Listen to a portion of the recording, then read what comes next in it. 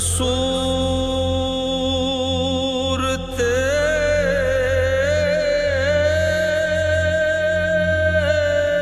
हरचे हस्त मौजूद तुई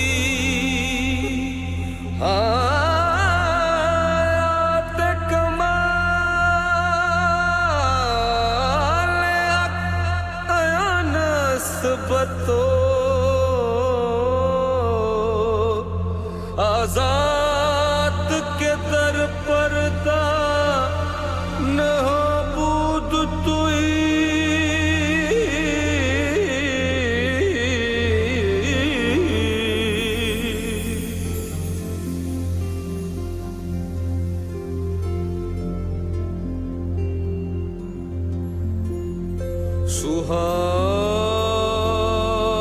सुहानी रात थी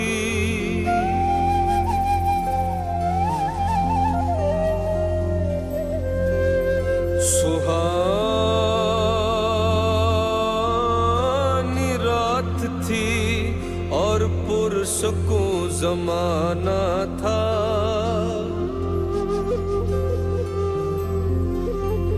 असर में डूबा हुआ जज्बे आशिकाना था। उन्हें तो अर्श पे महबूब को बुलाना था। हवस थी दीद की मेराज का बहाना था। सरला मका से तलब हुई, सरला मका से तलब हुई, सुए मुंतहा वो चले नबी। सरला मका से तलब हुई, सुए मुंतहा वो चले नबी।